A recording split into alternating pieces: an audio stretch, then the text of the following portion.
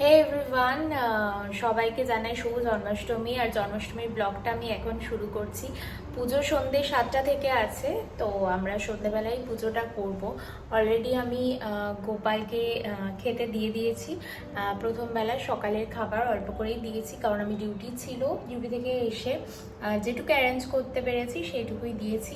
আর এখন আমার ভোগ পর্ব চলছে, সমস্ত প্রিপারেশন সব কিছু করে নিচ্ছি। যেহেতু প্রথমবার গোপাল প্রতিষ্ঠা করছি, তো সেই জন্যে আমি নিজে হাতেই সবটা করার চেষ্টা করছি। একটু পরে মা আসবে, আর গৌরবও হেল্প করেছে অনেক, তো একটু রেস্ট নিচ্ছে যেহেতু ডিউটি আছে। আর বোনরা সন্ধ্যাবেলা আসলো, একটু বেরিয়েছে। তো এখন করে দিই কী কী, আর সবটা হয়ে গেলে তোমাদেরকে আমি বলে দিচ্ছি কী কী হচ্ছে। আর খুব টায়ার্ড দেখতে পাচ্ছ, কারণ সাজা গোজার একদম সময় নেই, প্রচুর রান্নার কাজ বাকি এখনও, তো সেগুলোই আমায় করতে হবে।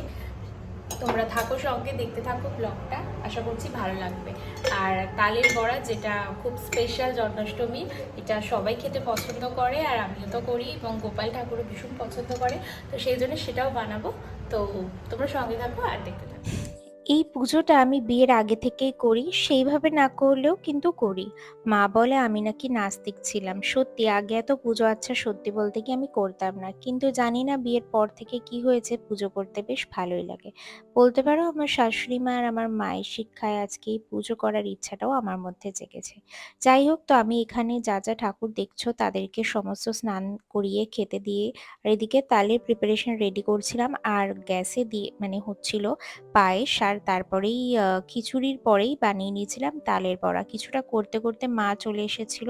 মা আর বাবা একসাথেই ঢুকেছিল।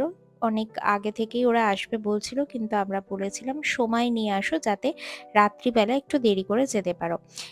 মা এসে না এসেই বানিয়ে নিয়েছিল গোপালের ভোগের লুচি, আর আমি কড়াই আলুর দম বসিয়ে দিয়েছিলাম, যেটা মা একটুখানি দেখে দিয়েছিল। তো আমরা পুজোয় বসে গেছি, ওদিকে দেখছি বর পুজো শুরু করে দিয়েছে, আর এদিকে আমাদের রান্নার প্রস্তুতি প্রায় চলছে। আর মা অনেকটা হেল্প করছে, নাহলে একার পক্ষে সম্ভব হতো না। আর এখন আমি ননিটা বানিয়ে নিই, তো চলো। আর এই হচ্ছে মোটামুটি সেজেছি, শাড়ি পরার অভ্যেস না থাকলে যা হয়, তো চলো যাওয়া যাক। পুজোটা যে করতে পারবো সেটা এবারে কোনো আইডিয়া ছিল না, কারণ কীরকম কি ডিউটি থাকবে সত্যিই জানতাম না। বড় তো অফিস ছিল, অফিস করতে করতেই পুজোটা করেছে, আর মা বাবাও চলে এসেছিল, তাই সকলের সাহায্যে সবাই একসাথে মিলিয়ে আমরা এই পুজোটা করেছি। আর কিছু ভুল ত্রুটি হলে তোমরা একটু ক্ষমা করে দিও। আমি এইরকমভাবে একটু সেজে নিয়েছি শাড়ি পরে, তো অনেকদিন বাদে শাড়ি পরলাম, আর একটু গয়নাগাটিও পরে নিয়েছি। বেসিক্যালি সাজা হয় না, আর পুজোর সূত্রে একটু সেজেই গিয়েছি। আর এখানে মাও খুব সুন্দর সেজে এসছে। এই যে বলো কেমন লাগছে? এই মেয়ে তোমার এত বাড়িতে এলাম, আমি খাটুনিটা খাটুনি মনে করি না। একটু ভালো করে প্রথম বছর, সামনের বছর এত সুন্দরভাবে গোপালকে যত্ন করে হ্যাঁ, করে দেবো। এবারে একদম প্রথম বছর, আর নিজেদের মধ্যেই করা হচ্ছে, তো সেই জন্যে মানে যতটা পেরেছি নিজের রেটে আমরা সবাই মিলে গুছিয়ে গোপালকে দিয়েছি। আর যেহেতু ছুটি ছাটা একদম পাওয়া যায় না, তো হ্যাঁ এইদিকে করো, এইদিকে। ওরা কি ছুটি নিয়ে গেছে? না না, স্কুটি নিয়ে যাবে তো হিলওয়ে থেকে। আচ্ছা, তো যাই হোক, এবারে পুজো ওখানে মোটামুটি ভোগ প্রসাদ দেওয়া হয়েছে, আর ওদিকে বরের কল চলে এসছে, তো ও কল থেকে উঠলে আবার বাকি পুজোটা হবে।